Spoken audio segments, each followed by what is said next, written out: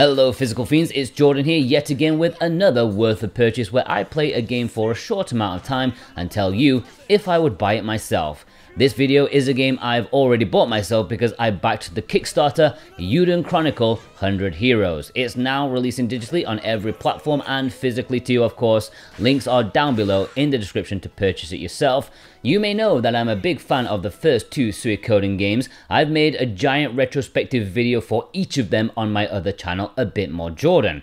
So when series creator and writer Yoshitaka Murayama was involved with this spiritual sequel, I threw more money at it than I'm willing to tell the missus. It's been a good few years cooking in the oven, more than I realized when backing it, and unfortunately Mr. Murayama passed away near the end of development. It's really sad he didn't get to see the full product in people's hands and their reactions to a game they've been waiting in their hearts for like the past 20 years or more.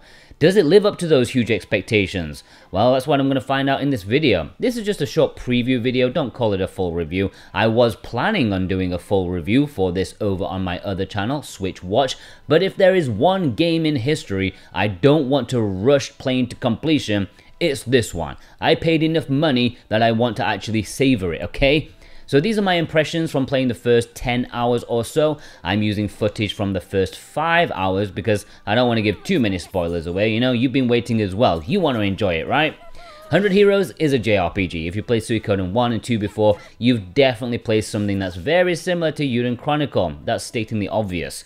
The gimmick for these games is the amount of characters that you can recruit. There are dozens and dozens of characters that you will stumble upon in your journey. Some of them important to the story, some of them optional. They have varying degrees of importance or backstory, and some can just be there to fill up the numbers. But the thrill is finding and recruiting them all. There's always excitement and mystery about who the next recruit will be and how to get them. And so far, Eiyuden Chronicle is doing it nicely for me. I like the characters quite a lot, and I'm interested in seeing where the plot is going to go next. It's not lit my world on fire, but I'm very much looking forward to seeing all the twists and turns that it hopefully is going to give in the future. I like the fact that the main hero, Noah, isn't a silent protagonist. I've come to generally dislike that trope of JRPGs because now he has a personality. It's the classic good boy personality, but that's enough for me.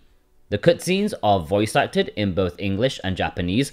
Initially I played in English, but I quickly turned to Japanese when I realized I might have to play most of the story with Leanne in my party. Her dialogue coupled with her voice is pretty much unbearable for me. Is it just me, or is he kind of a jerk? Why can't he be a sweet little angel like our Noah here?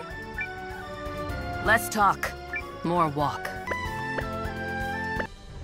Yeah, Shinjin kun ni sochi no kinpatsu kun. Heroine? とにかくそれだよ.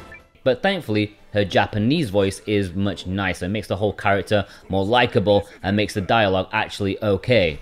I love how the game looks. I remember the reveal trailer that showed the battle system, and I thought, okay, that's a nice setup for a trailer, but there's no way they'd do that for the actual game. But hey, they did it for the actual game. The battles look visually very dynamic with camera swings and zoom-ins, kind of like Suikoden in that regard. But here you also have your fighters on different elevations, completely meaningless in the context of the fights, but it's nice to see.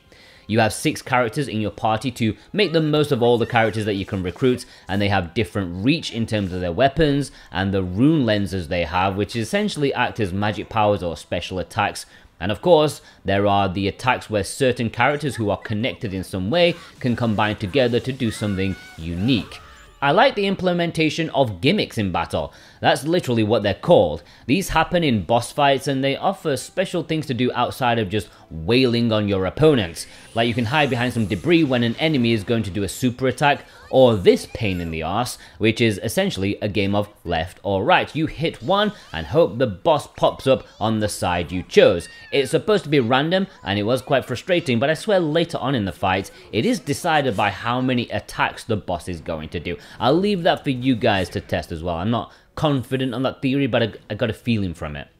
Overall, I am quite happy with the game on a mechanics and story level. However, the Switch version, in its pre-release version, it's hardly a technical marvel. It's a bit disappointing. but I suppose not wholly unexpected. You have to remember, this game was not initially announced for the Switch. It was supposed to come on the next Switch or whatever that may be. Battles and dungeons are fine, but when you're in town, it can be a little bit harsh. It's not smooth, and this is amplified when playing in docked mode. It's still present in handheld, but less bothersome, and I have to say, it looks beautiful playing in handheld mode. I only played in docked when I had to record a little bit of footage here and there for this video.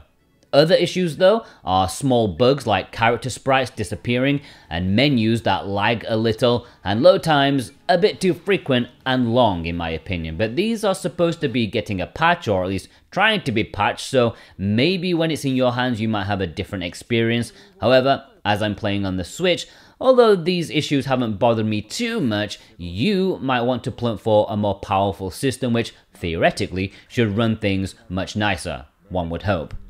The game is $50 digitally, so it's quite expensive, but if you have an Xbox, it's on Game Pass, so you get it for free if you count Game Pass as free. And it's also got a good old chunker of a download, maybe not on more modern consoles, but for Switch, it's almost 30 gigabytes, which did surprise me, and that's including a patch already. So I do advise a physical release just to let your SD card not feel so overwhelmed. Yeah, it's available physically on Switch and PlayStation 5. Links are down below in the description if you want to purchase and support me. I would greatly appreciate that very much. Would I buy it? Of course I would. So far, it's not the second coming of Christ, but technical issues aside, I'm having a really good time with it, and I'm hopeful it can develop into an even greater game. It's just nice to have something like Suikoden back.